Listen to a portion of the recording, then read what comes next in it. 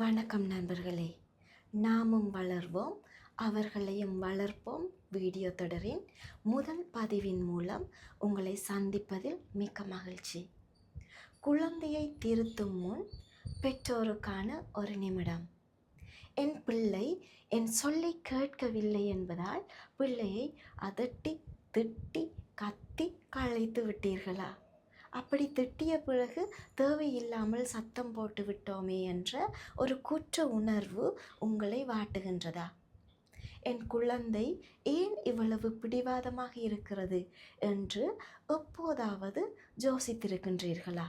அல்லது யாராவது உங்களிடம் இருந்திருந்து போட்டு 2 அடி போடுங்க, அப்பொழுதுதான் பிள்ளையை சரியாக வளர்க்க முடியும் என்று அறிவுரை சொல்லியிருக்கின்றார்களா? சற்று நிறுத்தி சிந்தியுங்கள்.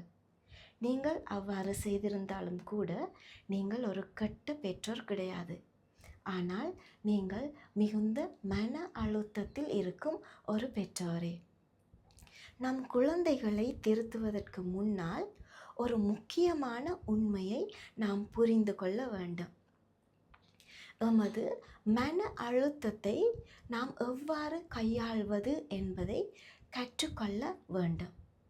ஏனெனில் நம் குழந்தைகள் நம்மை பார்த்துதான் கற்றுக்கொள்கின்றார்கள் தங்களுடைய மன அழுத்தத்தை எவ்வாறு கையாள்வது என்று.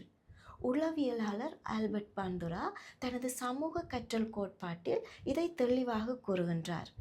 குழந்தைகள் எதை பார்க்கின்றார்களோ அதையே பிரதிபலிக்கின்றார்கள். ஒரு திரைப்படத்தில் கூட நீங்கள் கேட்டிருப்பீர்கள், பிள்ளை கெட்ட வார்த்தை பேசுவதில்லை, கேட்ட வார்த்தையைத்தான் பேசுகின்றது. நாம் சத்தமாக அதட்டினால் அவர்கள் சத்தமாக அதட்டி பேசுவதை கற்றுக்கொள்கின்றார்கள். நாம் கோபத்தில் பிரச்சனைகளை தீர்த்தால் அவர்களும் கோபத்தையே கருவியாக பயன்படுத்துவார்கள்.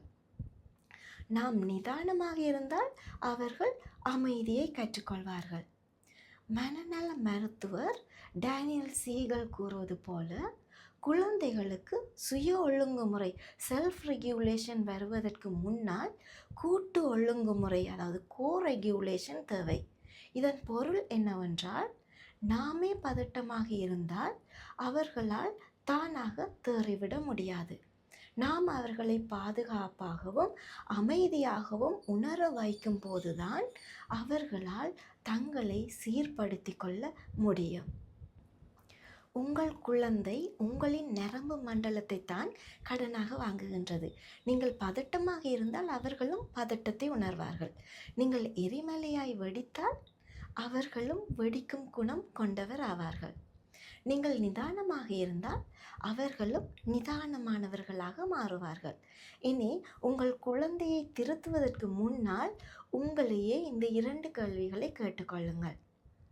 நான் இப்போது அமைதியாக இருக்கின்றேனா? நான் உணர்ச்சி வசப்பட்டு எதிர்வினை ஆற்றுகின்றேனா அல்லது சிந்தித்து செயற்படுகின்றேனா? ஏனென்றால் ஒழுக்கம் என்பது குழந்தையை கட்டுப்படுத்துவது அல்ல, அது அவர்களுக்கு சரியானதை கற்பிப்பது. எனவே தொடர்ந்தும் என்னோடு இணைந்திருங்கள். உங்கள் குழந்தைகளின் உளவியல் மாற்றங்களையும் குழந்தைகளின் வளர்ச்சி நிலைகள், சவால்கள் மற்றும் அதற்கான தீர்வுகளை தெரிந்து கொள்வதற்காகவும் மற்றும் ஒரு காணொளியுடன் உங்களை சந்திக்கின்றேன்.